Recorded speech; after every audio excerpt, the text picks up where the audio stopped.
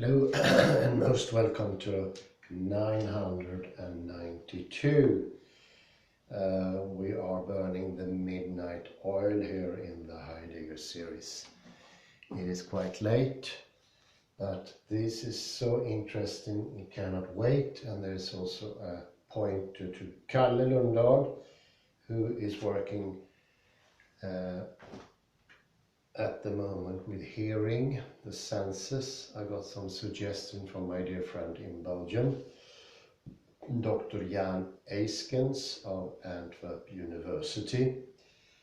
And one thing that really struck me was the direction to hearing and something called synesthesia, and that synesthesia could actually be the explanation for how we came to be separated in different senses.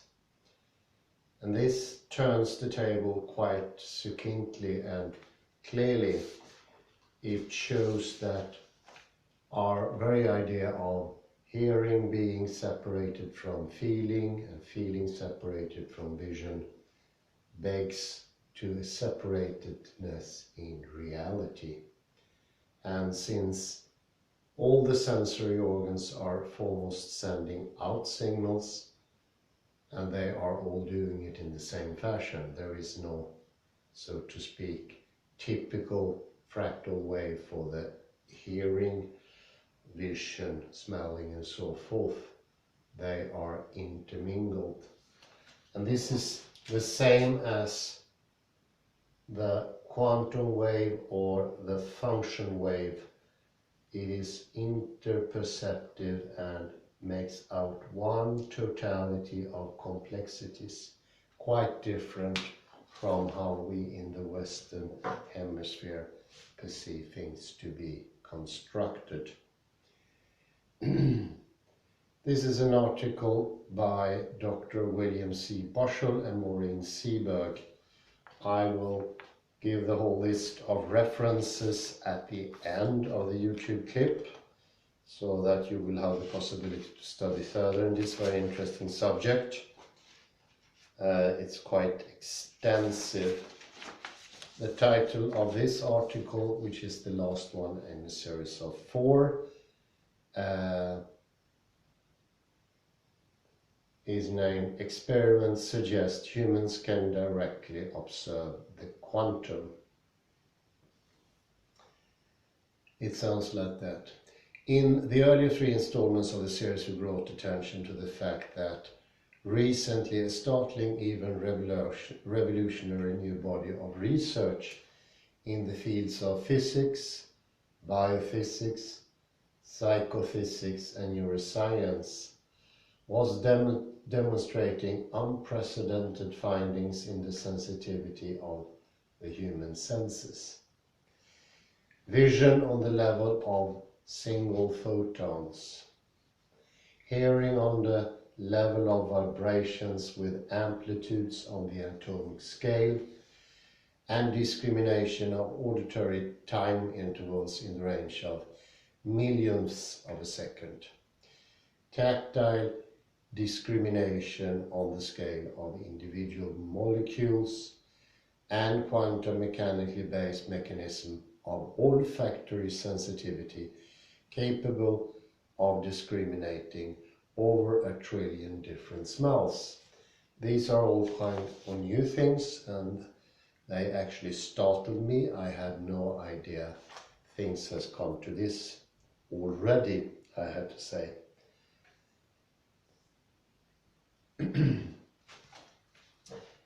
A quantum functional wave is constructed of several layers, and for it to be effective, those layers need to be allowed to come at the very same time and not to be out of sync. There are indications of this lack of sync being the reason for we are not able to understand reality as a totality. And I named my own lecture "How Senses Are Not Separated and the Separatedness is a Disturbance Leading to imbalance, because in the same way we are distinguishing one area. I showed this before. This is the same model once more. We say this is the area I'm interested in, the A, and then I fed up with this and I go to the not A, the contradiction of A, and I make everything smaller and smaller, and it also becomes separated. The very idea of the senses coming to us in a separated way, that we have vision only, that we have tactile sensation only, that we have olfactory sensation only, is most probably, according to the latest neurological research, a sort of a dead cat, to use an animal coming from quantum mechanics. It doesn't seem to be correct, and we are jumping in between the senses, and therefore we get different messages. Let me lead you into this business in a very easy and flexible way, so you little by little can understand what I'm talking about. I think most of you remember, either from university classes in neurology or the previous lectures, how the child learns the third dimension by senses. By tactile sensing objects, the child learns how the world could be three-dimensional. Actually, the three-dimensionality seemed to be something of a construct. And this construct we are very, very used to be doing. But another way of looking at it is rather that all the senses are cooperating. When I speak now, I am not aware that I'm actually locate myself in the room with my hearing. I sort of sound the room out. And by not accepting that, I block out a part of my locatedness. And as I said before, locatedness is very important. And for that reason, I often ask you to sort of let the back come in and the up come in. And sometimes when I instruct that, people look up. Instead, they should send their whole sensory perception up. If you look up, you made a separation. And by looking up, you're going to make that separation even stronger. Therefore, I usually suggest, imagine a flock of geese flying above you. That is feeling more neutral, and you don't have to trick yourself into that you can only see with your eyes. You can actually feel and understand what we call space with ears.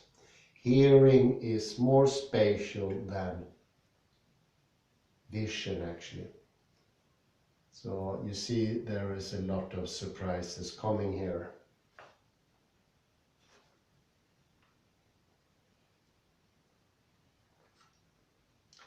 We noted that this body of research has emerged somewhat disparately for the most part, with neither conceptual unification, sensory wide research coordination, nor an overarching ideological framework, although there are some notable exceptions to this generalization.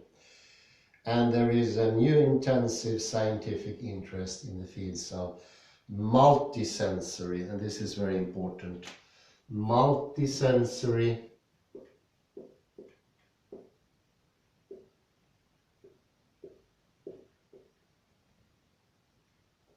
functioning.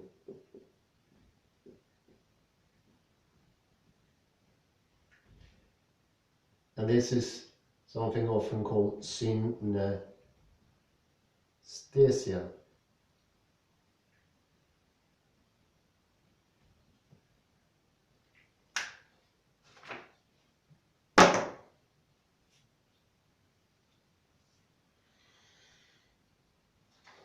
In particular, we called special attention to one of the most startling and revolutionary aspects within this new, largely disparate and ad hoc scientific framework, namely the ability of humans to directly perceive single photons of light, recently conclusively demonstrated, and the surprising proposal by leading physicists to employ and deploy this human capacity in order to investigate the profound and puzzling but real and fundamental phenomenon of quantum entanglement.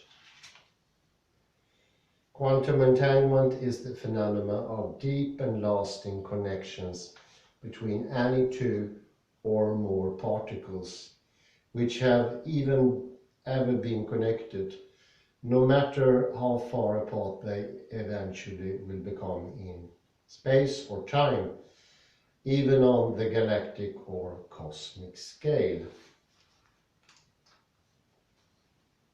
Moreover, a number of these leading physicists are proposing that methodology and technology provided by human direct perception of quantum entanglement may actually be one of the best ways to further investigate this phenomenon. It may also actually be the best way to resolve a number of major persistent questions in all of quantum physics, including the nature of entanglement, the so-called measurement problem, and the wave function. In other words, the ultimate nature of reality of the universe itself. We also noted that the results of this recent body of research on the human vision of single photons, a natural predecessor to the ability to see the basic unit in entanglement, two entangled photons, did establish a conclusive demonstration of what science refers to as a proof of concept. In this case, that at least one human subject was clearly able to perceive a single photon of light in a series of trials following strict, rigorous study design and statistical rules. However, interviews with the scientists and supplementary materials to the studies revealed that the perception of single photons was very vague and impressionistic, yet nevertheless so far above chance that it was indeed accurate. And also that not every subject was in fact able to successfully perceive the single photon, and that there was a range of performance and demonstrated abilities in the human subjects. Experience and training appear to assist critically in performance. What do you say about that? At this point, we further noted that apropos of these findings, there exist traditions in practitioners of special forms of observational meditation, intensely trained in order to be able to directly perceive minuscule amounts, the least possible amounts of light possible, as well as other minute, even microscopic phenomena. These traditions and such practitioners have existed in centuries in Asian cultures, and most likely others, and exist nowadays throughout the world, including the West, due to the spread of the teaching of the techniques. And in fact, a significant and growing body of research into their sensory, perceptual, and attentional capacities has been conducted, and it has been demonstrated that among those practitioners tested, high levels of performance have been achieved.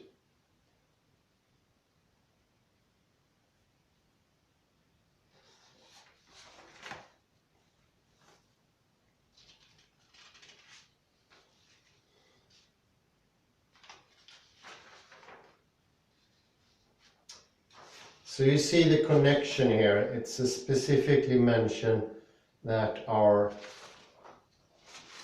ability to discern auditory time intervals in the range of millions of a second is absolutely important for the varying scale of being in the possession of understanding space. Space is not a receptacle for things. Space is something that is the meeting point between you and the exogenous. And space is in itself rather a wave.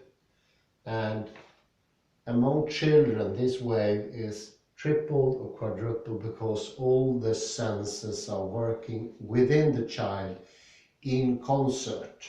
They are helping each other. But somewhere at the age of 11 or 12, a separation begins. It is likely that this separation starts because in especially Western languages we have this very strongly perceived idea of the senses to be completely separated, which is completely ludicrous because they were all developed from one single sense. The amoeba, or the most simple organism, could only taste. And they are all situated in the same head. So the very idea of separatedness does actually do harm to the whole system.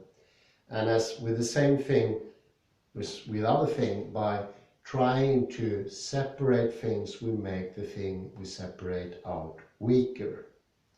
Everything is reinforcing each other. And from the perspective of separatedness, we could call this synergism.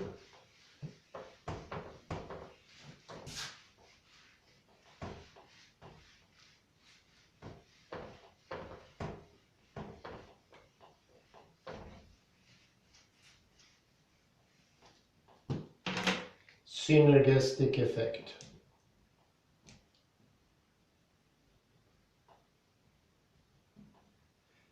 And it means that if you don't take away one sense from the others, that sense will become stronger. We know that internal reading is dependent on internal hearing, and that sort of signal goes inwards, not outwards. And that silent reading of a text, that is what makes it possible to a varying scale. We are never similar here. It's dependent on how accurate our hearing is. On a descending or ascending scale, we can therefore read and understand the text. And this is also something I mentioned before, has to do how we read time. We are differently good at reading time, and different cultures are either bad or worse or better when it comes to understanding time. There is no out there time, because that time could never ever be shared. The out there time is it's not even an illusion, it's a mistake. Because for a time to be perceived by others, it needs to be directed outwards. And we are constantly directed because we are survival machines. Everything we do is planned. There is no use for in evolution, if you trust in evolution, or any other model for how we come to be.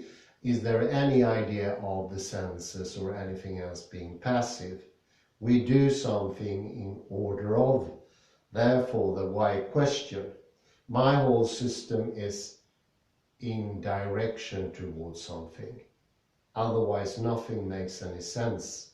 Why should I be the product of evolution and the evolution should show me that the only purpose of my life is to be passive, slouched and dead, more or less.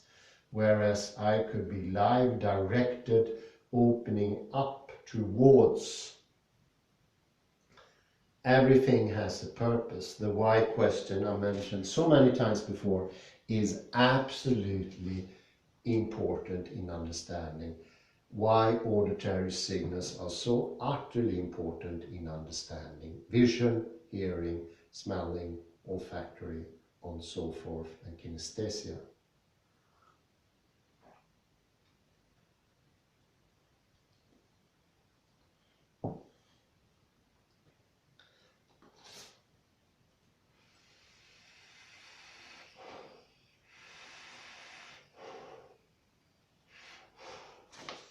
I think this minuscule time limit that we can actually perceive is very important for the question of sequencing. I mentioned what comes first. Sequencing is responsible for mistakes, like the ontic mistake, where we assume the what before the why, we assume existence before why we have existence. And that is connected to hearing, and hearing and timing are immensely connected. In Japan, for instance, they don't separate the senses. They usually see hearing as the power of being specific in their action. And they see hearing as one thing that covers vision, tactile senses, but also the balancing system I usually call kinesthesia or proprioception. It is very common in Japan to use specific words that we call, wrongly I would say, onomatopoetic. This very term is in itself wrong, I would say, because it's called sound imitating, and it's a ludicrous terminology because it doesn't cover inner hearing and it doesn't cover how hearing understands space, qualities, shapes, and so forth. 10 to 15% of the words in the Japanese language are of this kind. I won't even touch the word onomatopoetic. In the Western tradition, this is explained like kra kra, therefore we have the word crow or kråka in Swedish. But how do you explain when the Japanese use words like chin chin or kan kan to describe hardness, softness, and such things that we usually in our dictionary can't say? Those things can't be heard. For people who live in wholeness, the synergistic effect means that their senses are stronger, but they can also live in an outside world. And this is very important. This is one of the things that Heisenberg pointed out. In the Western tradition, time, space, and knowledge are not shared. How we use different expression is not shared by anyone. And that's why he wanted to enforce an observable physics that could be objective and shared by everyone. And that's one of the main differences between the old subjective time and space and knowledge and the more modern discovery of a world that is actually shared and objective.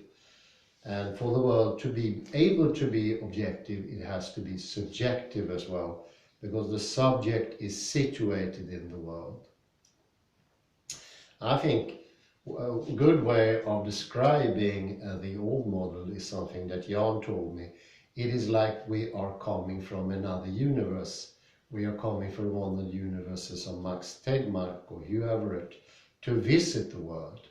And therefore, we can just observe passively somehow and see how people are acting in this world, or what sort of intentions they have, and why they have certain adjectives, adverbs and verbs and so forth. It doesn't make perfect sense. In some ways it's rather ludicrous. We always hear, see, do things for an intention, a purpose. Otherwise, there is not such a thing as perception at all.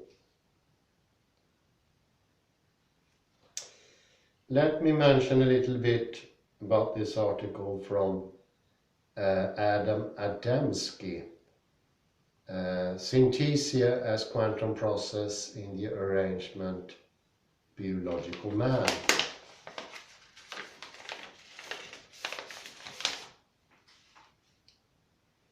The human biological system not only cares for chemical electrons, but also for electrons flowing from semiconductor structures, as well as photons, phonons, electric, electromagnetic, gravitational, soliton and spin field. Life not only flared with light, but spoke with quantum molecular speech. The brain as a biological computer, unlike a mathematical machine, that is a product of technology, does not need outside software because it has its own software built into the cell. So in biology it's impossible to separate structure from function. The electronic interpretation of living system turns out to be extremely inspiring. It allows you to take into account the fact that the organs receiving information from the mind are not only sensory receptors, perceptive and motor system, but also the entire biological mass of the body, in which biocomputers needed to stimulate information and its use of functional mental processes, and for the adoption of environment in which a given individual lives. And this is about synesthesia, how hearing could be functioning more. Synesthesia is an individual sensual impression that occurs when the stimulus of one sense, like sound, written, spoken word, etc., produces simultaneous impressions in two or more senses. Often I heard in Japan that word sounds black, that word is heavy, and so forth. Things are usually connected with vision in my subjective, biased way of seeing the things. But from an actual perceptual standpoint, it is more natural to have colors designated to the words or to different sounds in language.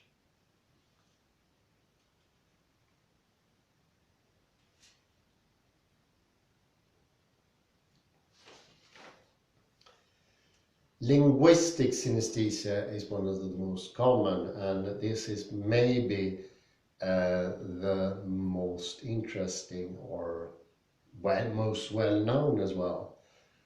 The most common occurs when sensory impression, they relate to letters, numbers and words, names, days of the week, months, sessions, evoke sensations related to hearing, sight, taste and touch. Color impression, seeing words or individual letter in specific color, e.g. the number 6 is green. My number 6 is green, actually, I can tell from my point. The word sand yellow in each letter. The word sand yellow in each letter of the alphabet has its own color, and it's different for each synesthetic. Many synesthetic notice that they will react with color to the word they hear. E.g. Tuesday is green. Taste is the reaction to the spoken or written word.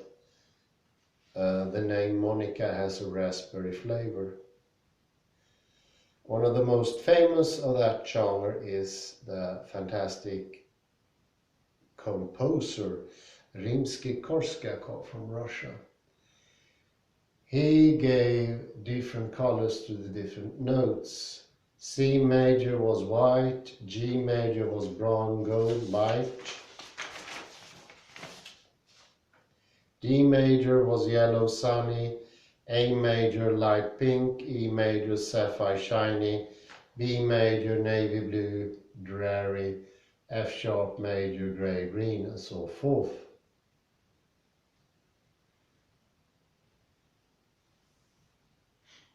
Overheard sounds can cause a false body position. The late Russian neuropsychologist Alexander Luria described his patient Solomon Serezewski, who was distinguished by outstanding synesthetic abilities. He experienced 4 sensory synesthetic sensations Every sound made him feel light, color, taste and touch. He told that he saw music in colors and also smells. I see them in a rather specific way because I see them in geometric shapes. They are round or sharp in shapes reminiscent of tiny blocks, small cylinders, or for example, falling light squares. This patient had an interesting event when buying a perfume. When was the first time I chose the perfume, and asked for the saleswoman, "What are they to be?" I replied, "You know, that the smell is like light little squares, not so round but rather spicy." And this is very reminiscent of some people describes flavors and tastes.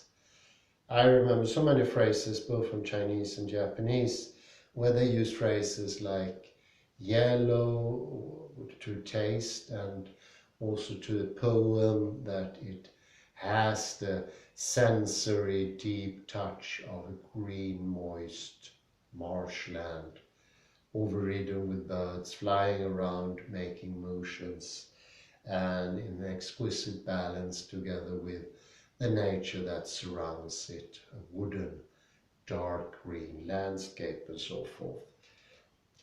And these also show why it is so hard to remember, because if you separate your memories in different sensory, randomly cut off districts, and I think that very randomness is the biggest problem, because making a separatedness, as we already learned, is the start of the problem. Presencing is all the senses at the same time. Synergistic, that means that they strengthen each other, they strengthen the sharpness. People who cannot conceive of letters or words as different colors have a bigger problem really understanding a text, getting really deep into it. Their understanding of the text becomes superficial or conformist. That means that when asked what was the text about, they will answer in a way they think suit the question. And that is usually the way most people would answer the question. And that's not a true answer, neither is it a satisfying answer for the person doing the answer, or the one, of course, listening to the answer.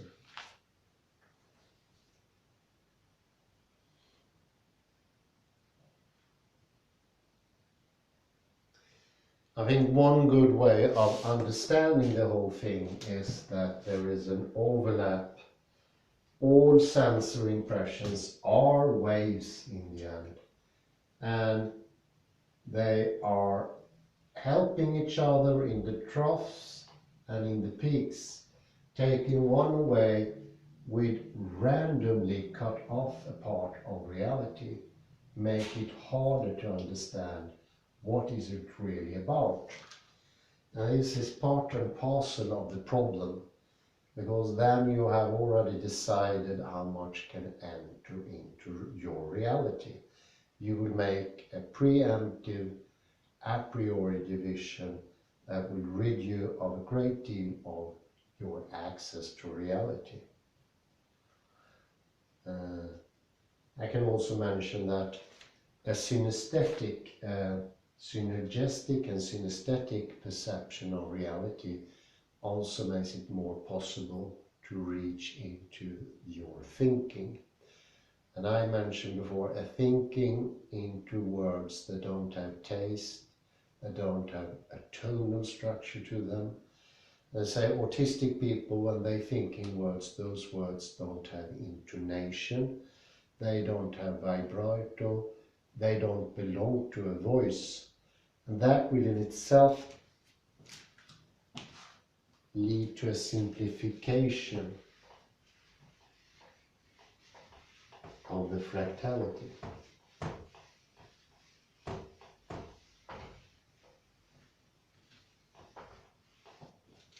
Because words do have a specific voice, they have a specific intonation. it is personalized. And you can see the complexities here, where if I read some certain text, I get a synesthetic appreciation of what's written. I hear what it says here with a voice. I remember reading Tolkien, and all the different characters had different voices, but also the narrator changed his voice, and it was a voice I heard. And this is the inner hearing, and this is the hearing you need to hear to confirm the text. People have problem or are not so good at reading text. They just hear a neutral voice, sort of a computer voice. And what is typical of a computer voice? It is lack of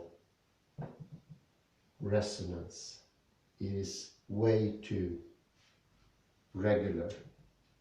That's typical of a mechanized voice. And if you hear a mechanized voice for you in your ear when you read, it won't be signed, to use the term from autobiography. Will not be signed in the same way. It's rather scary to think that the people out there who don't hear a voice when you read, that voice is unpersonalized, it's mechanical, or it gives the feeling of something dead within that person.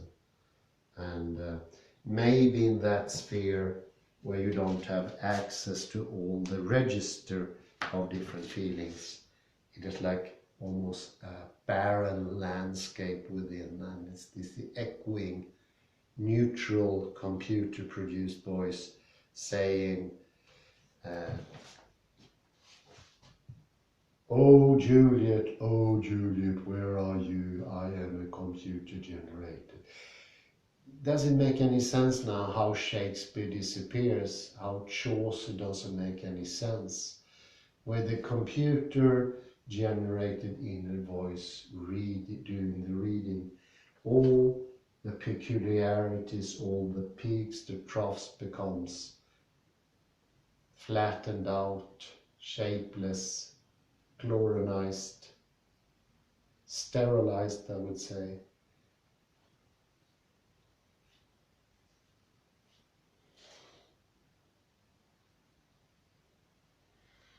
It doesn't inform you anymore. It doesn't give you any knowledge. You have already taken away the possibility of the text actually to speak to you in all its symphony, really to speak to your all senses, your biological organism.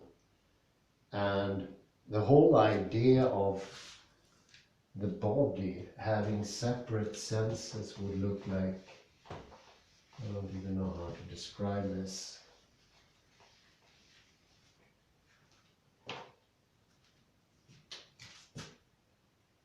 Like ears, eyes here, and this is the head, and the ears are completely separated. Start looking like a Teletubby. And here comes the tongue, tasting something. This is complete separatedness. So in this view, the body came from outer Mars, and the ears came from another galaxy. The eyes are coming from one of the transcendental spheres of Hugh Everett, or the Platonic cave. They just put on this organism, and it was not created in one purpose. It was created separated. I think that sort of irony is coming late, but it also shows the point. This is absolutely absurd. It cannot be that way. It wouldn't make any sense evolutionary, human-wise, wholeness-wise. It doesn't make any sense to reality. Why this fivefold division of reality? Why only in Western Hemisphere the last 2,500 years? So we cannot no longer sign the text because we don't hear them anymore. We become deaf, especially deaf inwardly. But I think that's spread also to when people listening to other people, they don't hear anymore because they don't hear their complexities in their voice. They have this idea of all senses being of a separated, distinct and distance manner. Almost scary. This doesn't look natural. And for a person to have that perception of himself makes himself unbalanced, sick. You are no longer located in this reality. You become unbalanced in your appreciation of the world. And you will not share the world with others. I think that's the main problem. So often repeated, both from Jan Eiskens and I see in the books, that we don't share anything anymore. Our expressions are just for ourselves, and they are not understood by anyone else. They are just simply repeated.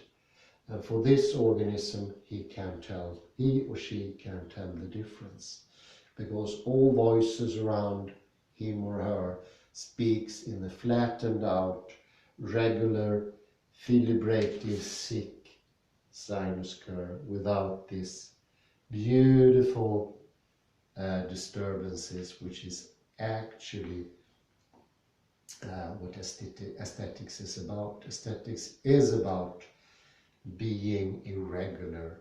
This is what we perceive as being beauty. This is why we see this painting as beautiful. It's because of its fractal irregularity, just like Pollock.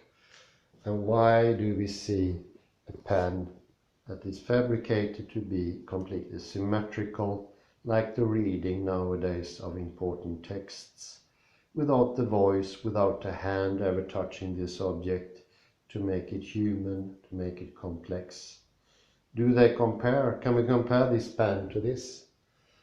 We can make some comparison. Somewhere in the process of doing the pen, the hand, the complexities were involved, but they disappeared somewhere on the way and made this horrid little thing come into appearance.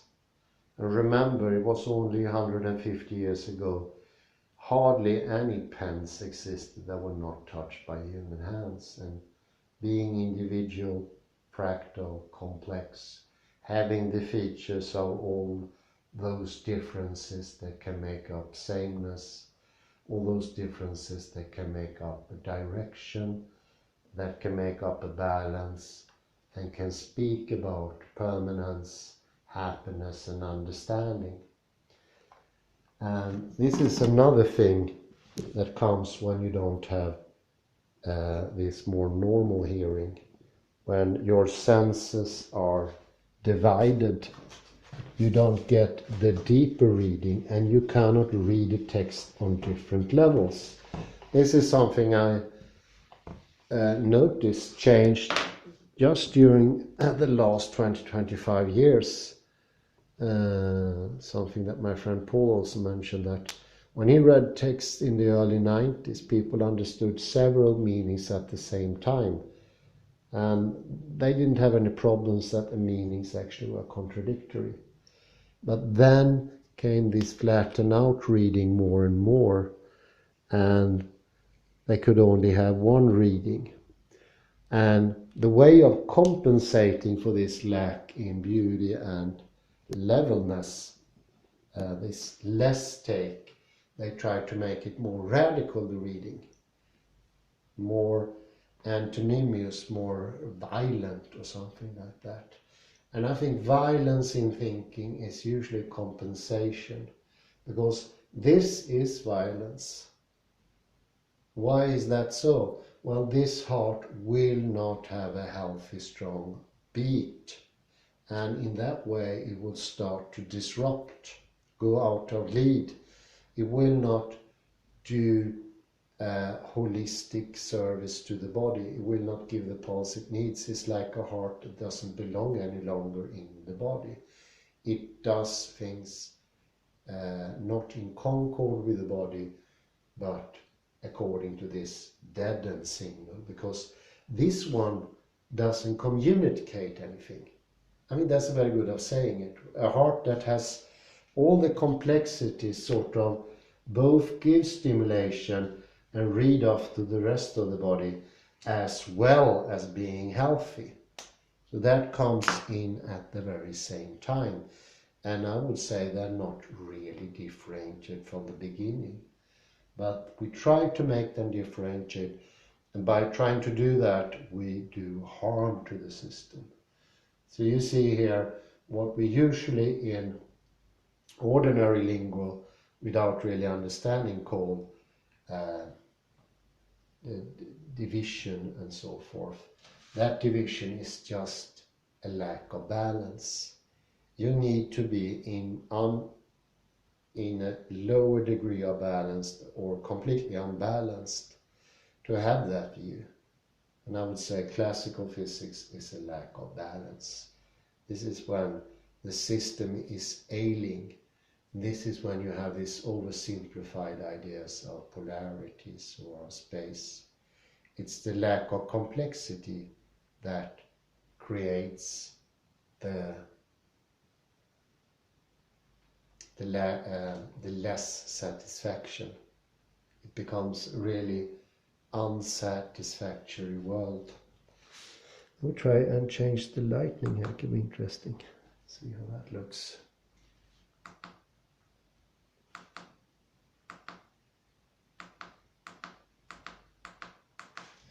Interesting to see how it changes the atmosphere in the room. And the warmer color is what I prefer at this time, this one. But I can try to make it a bit stronger.